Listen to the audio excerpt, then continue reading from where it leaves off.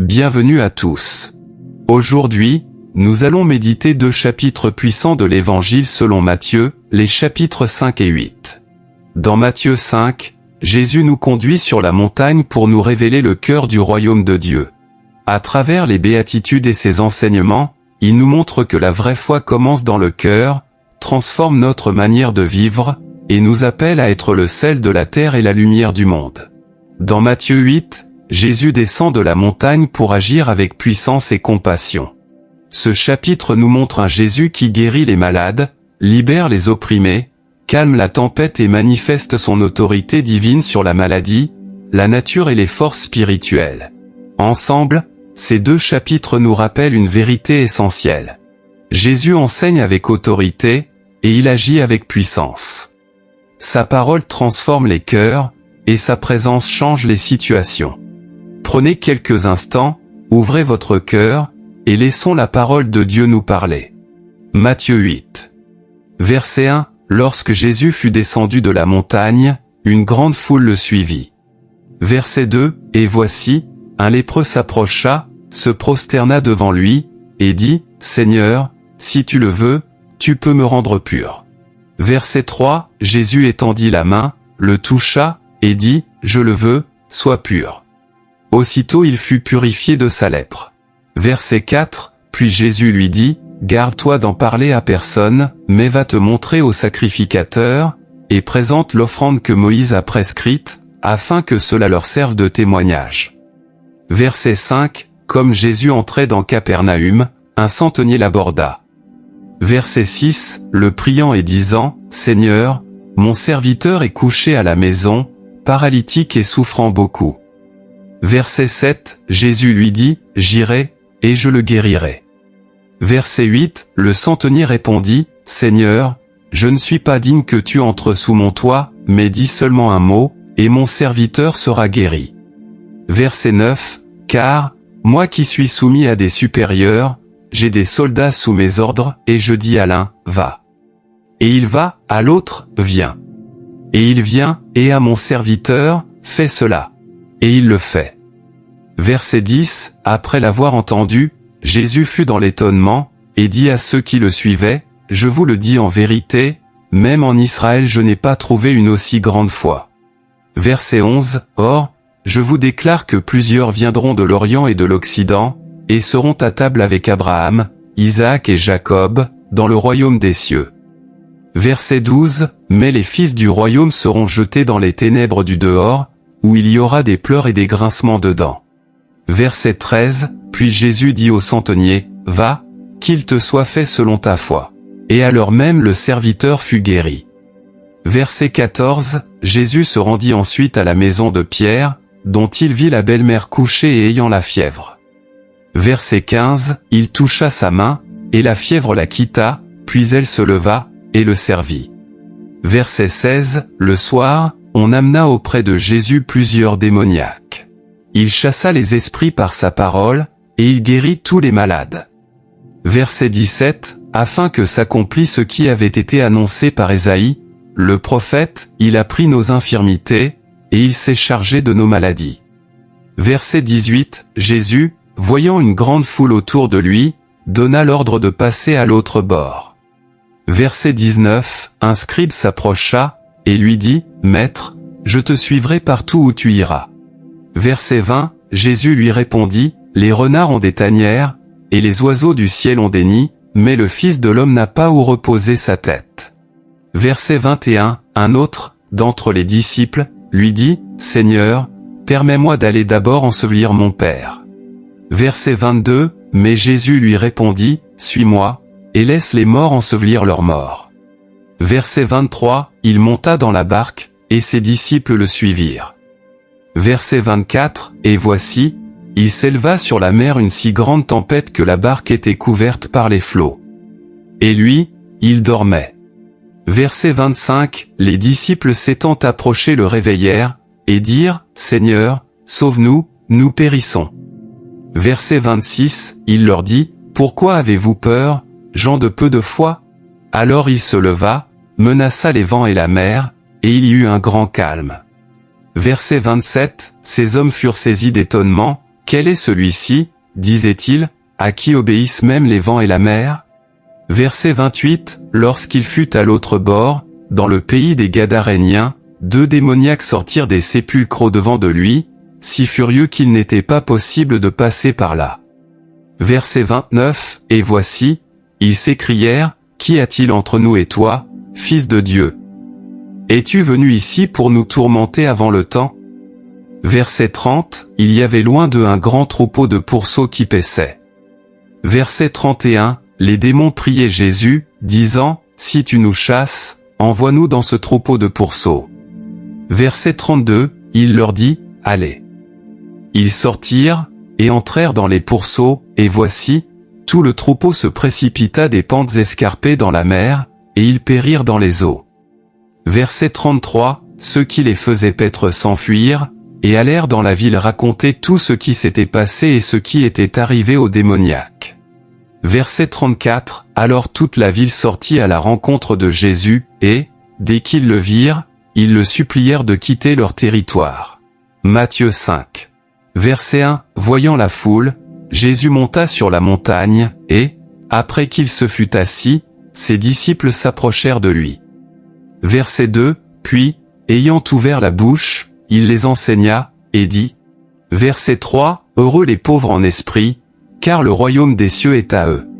Verset 4, heureux les affligés, car ils seront consolés. Verset 5, heureux les débonnaires, car ils hériteront la terre.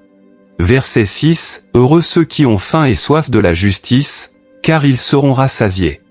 Verset 7, heureux les miséricordieux, car ils obtiendront miséricorde. Verset 8, heureux ceux qui ont le cœur pur, car ils verront Dieu. Verset 9, heureux ceux qui procurent la paix, car ils seront appelés fils de Dieu. Verset 10, heureux ceux qui sont persécutés pour la justice, car le royaume des cieux est à eux. Verset 11, heureux serez-vous, lorsqu'on vous outragera, qu'on vous persécutera et qu'on dira faussement de vous toutes sortes de mal, à cause de moi. Verset 12, réjouissez-vous et soyez dans l'allégresse, parce que votre récompense sera grande dans les cieux, car c'est ainsi qu'on a persécuté les prophètes qui ont été avant vous. Verset 13, vous êtes le sel de la terre. Mais si le sel perd sa saveur, avec quoi la lui rendra-t-on?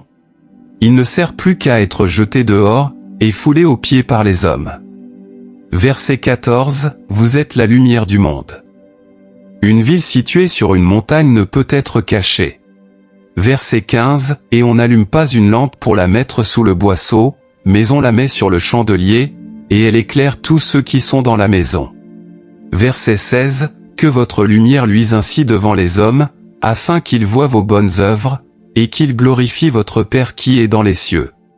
Verset 17, ne croyez pas que je sois venu pour abolir la loi ou les prophètes, je suis venu non pour abolir, mais pour accomplir. Verset 18, car, je vous le dis en vérité, tant que le ciel et la terre ne passeront point, il ne disparaîtra pas de la loi un seul iota ou un seul trait de lettre, jusqu'à ce que tout soit arrivé. Verset 19, celui donc qui supprimera l'un de ses plus petits commandements, et qui enseignera aux hommes à faire de même, sera appelé le plus petit dans le royaume des cieux, mais celui qui les observera, et qui enseignera à les observer, celui-là sera appelé grand dans le royaume des cieux. Verset 20, car je vous dis que, si votre justice ne surpasse celle des scribes et des pharisiens, vous n'entrerez point dans le royaume des cieux. Verset 21, vous avez entendu qu'il a été dit aux anciens, tu ne tueras point, celui qui tuera mérite d'être puni par les juges. Verset 22, mais moi, je vous dis que quiconque se met en colère contre son frère mérite d'être puni par les juges, que celui qui dira à son frère, Raka, mérite d'être puni par le Sanhédrin, et que celui qui lui dira, insensé, mérite d'être puni par le feu de la géhenne. Verset 23, si donc tu présentes ton offrande à l'autel, et que là tu te souviennes que ton frère a quelque chose contre toi. Verset 24, laisse là ton offrande devant l'autel, et va d'abord te réconcilier avec ton frère, puis viens présenter ton offrande. Verset 25, accorde-toi promptement avec ton adversaire, pendant que tu es en chemin avec lui, de peur qu'il ne te livre au juge, que le juge ne te livre à l'officier, et que tu ne sois mis en prison. Verset 26, je te le dis en vérité, tu n'en sortiras pas que tu n'aies payé le dernier cadran. Verset 27, vous avez entendu qu'il a été dit, tu ne commettras point d'adultère. Verset 28, mais moi, je vous dis que quiconque regarde une femme pour la convoiter a déjà commis un adultère avec elle dans son cœur. Verset 29, si ton œil droit est pour toi une occasion de chute, arrache-le et jette-le loin de toi, car il est avantageux pour toi qu'un seul de tes membres périsse, et que ton corps entier ne soit pas jeté dans la géhenne. Verset 30, et si ta main droite est pour toi une occasion de chute, coupe-la et jette-la loin de toi, car il est avantageux pour toi qu'un seul de tes membres périsse, et que ton corps entier n'aille pas dans la géhenne. Verset 31, il a été dit, que celui qui répudie sa femme lui donne une lettre de divorce. Verset 32, mais moi, je vous dis que celui qui répudie sa femme, sauf pour cause d'infidélité, l'expose à devenir adultère, et que celui qui épouse une femme répudiée commet un adultère. Verset 33, vous avez encore entendu qu'il a été dit aux anciens, tu ne te parjureras point, mais tu t'acquitteras envers le Seigneur de ce que tu as déclaré par serment. Verset 34, mais moi, je vous dis de ne jurer aucunement, ni par le ciel, parce que c'est le trône de Dieu. Verset 35, ni par la terre, parce que c'est son marchepied, ni par Jérusalem, parce que c'est la ville du grand roi. Verset 36, ne jure pas non plus par ta tête, car tu ne peux rendre blanc ou noir un seul cheveu. Verset 37, que votre parole soit, oui, oui, non, non, ce qu'on y ajoute vient du malin. Verset 38, vous avez entendu qu'il a été dit, œil pour œil, dent pour dent. Verset 39, mais moi, je vous dis de ne pas résister aux méchants. Si quelqu'un te frappe sur la joue droite, présente lui aussi l'autre. Verset 40, si quelqu'un veut plaider contre toi, et prendre ta tunique, laisse-lui encore ton manteau. Verset 41, si quelqu'un te force à faire 1 000, fais en 2 avec lui. Verset 42, donne à celui qui te demande, et ne te détourne pas de celui qui veut emprunter de toi. Verset 43, vous avez entendu qu'il a été dit, tu aimeras ton prochain, et tu haïras ton ennemi. Verset 44, mais moi, je vous dis, aimez vos ennemis, bénissez ceux qui vous maudissent, faites du bien à ceux qui vous haïssent, et priez pour ceux qui vous maltraitent et qui vous persécutent. Verset 45, afin que vous soyez fils de votre Père qui est dans les cieux, car il fait lever son soleil sur les méchants et sur les bons, et il fait pleuvoir sur les justes et sur les injustes. Verset 46, si vous aimez ceux qui vous aiment, quelle récompense méritez-vous? Les publicains aussi n'agissent-ils pas de même? Verset 47, et si vous saluez seulement vos frères, que faites-vous d'extraordinaire? Les païens aussi n'agissent-ils pas de même? Verset 48, soyez donc parfaits, comme votre Père céleste est parfait. Si ce message t'a béni, abonne-toi à la chaîne pour recevoir chaque jour la parole qui édifie et fortifie la foi.